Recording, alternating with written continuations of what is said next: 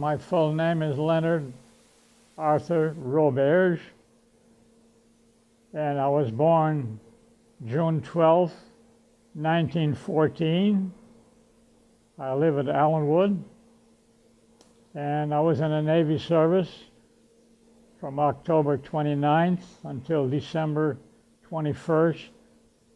In other words, October 29th, 1942, until December 1945.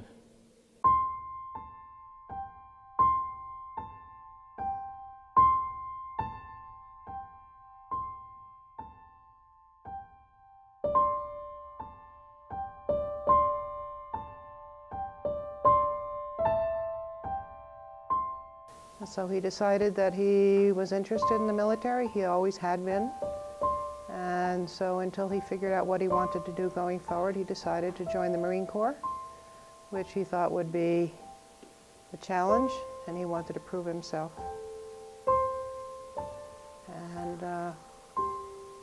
And then he was killed on April 3rd. So he died very early in the war. So. But the thing that stuck with me most in my 21 years in the Marines was my service in Vietnam. And it was a very difficult time for me because my wife had cancer at the time, and she eventually passed away from cancer. But and so being separated from her was difficult for both of us because the cancer didn't go away, I did. War is terrible, and to fight, you know, to ask people to go and do those things for us. And I don't appreciate when, frankly, I don't appreciate it when, you know, the Pledge of Allegiance is said, and I see kids walking through the lobby not stopping, people wearing their caps during, and if you really knew the sacrifices. One of my grandparents had a great loss. They had a son who died at an early age, and then they had a son who, you know, lived not a good life. Not because he wasn't productive. He worked most all the time, but he drowned himself in alcohol. And there's, as you can imagine, if someone who drinks all their life and drinks heavily, it takes an awful toll not only on that person, but everyone, even his nieces and nephews.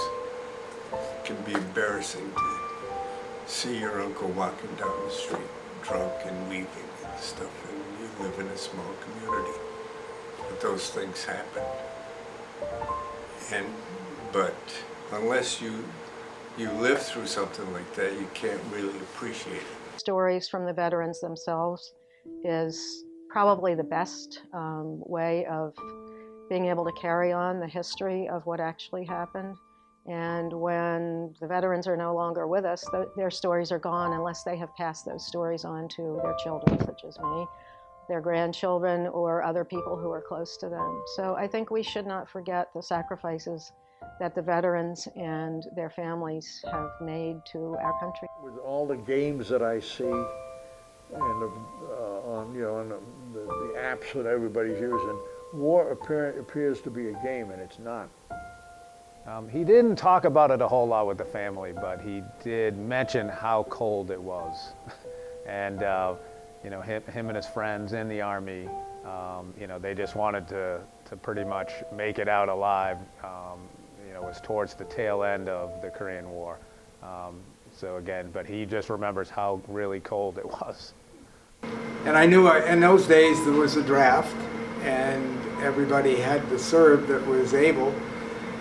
And I just thought I would rather serve as an officer than be drafted later on. So that was my motivation. Well, I had two really interesting assignments. I went right out of military police school to Korea. and was in Korea from 1963 through 1964. And there I was assigned to a military police battalion in Seoul, which is the capital of Korea. We were, 35 miles from North Korea. I had a number of friends who were officers in units that were right up on the demilitarized zone, and had one opportunity to go visit one of them on the top of a mountain. He had a missile battalion on top of a mountain and look through high-powered binoculars and see the North Korean soldiers looking back at us. So he didn't talk too much about his days in the military and everything. He did get a Purple Heart because he did get shot in the back of the neck. My sister has that, and she lives in Maryland. Back then, the veterans didn't do well on the veterans.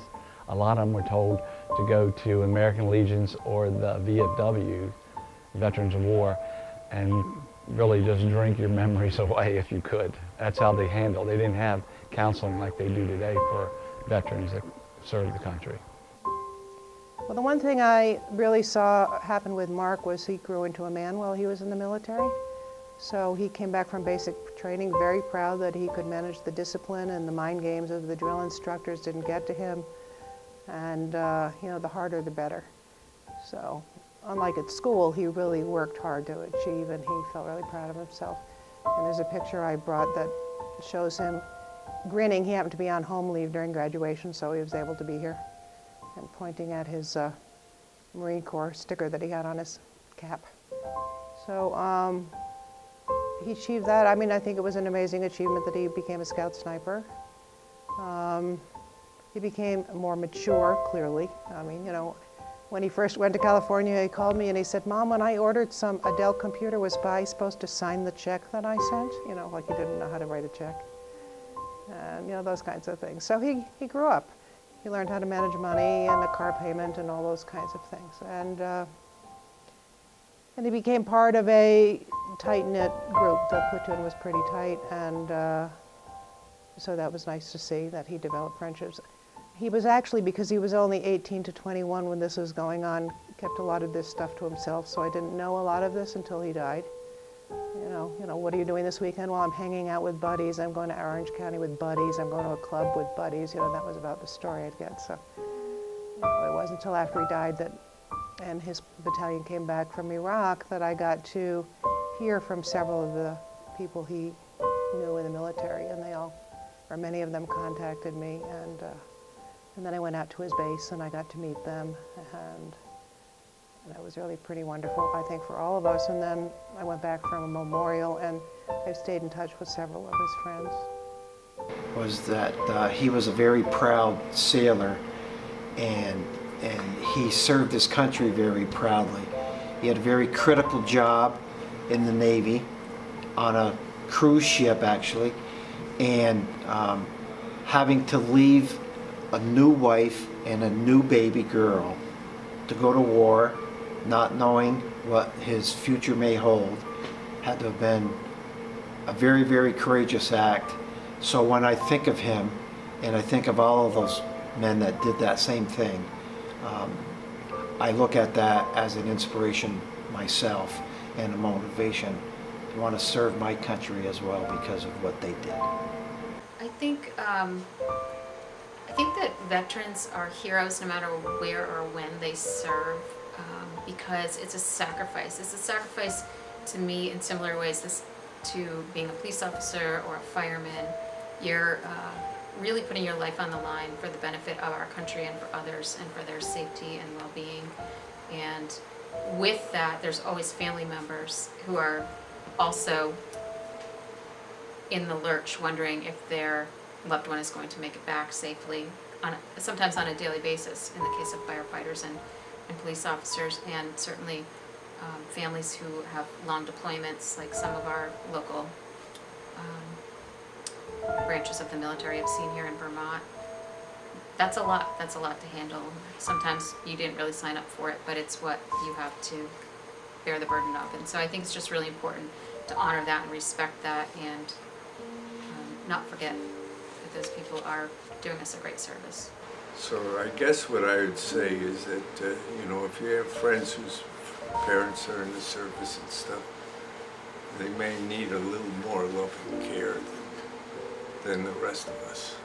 So that happens. And, you know, it wasn't my dad who was in the service, but, you know, I could feel it this year. I'm probably showing some of it, okay?